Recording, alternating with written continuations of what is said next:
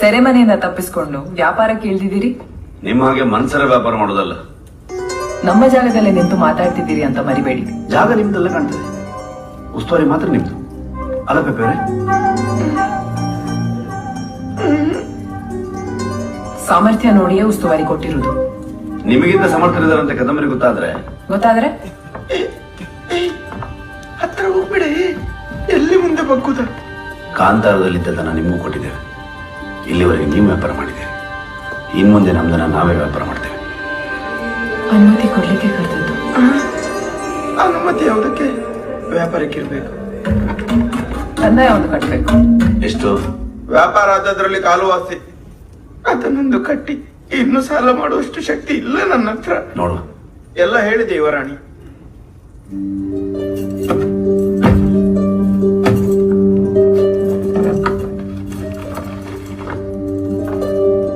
ಅನುಮತಿ ಪತ್ರ.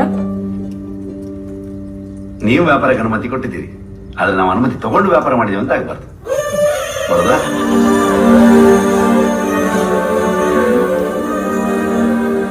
ಅವ್ರ ಜನ ಸ್ವಲ್ಪ ಹಾಗೆ, ನಾನು ಅವ್ರ ಸೊಕ್ಕ ಅಡಗಿಸ್ತೇನೆ.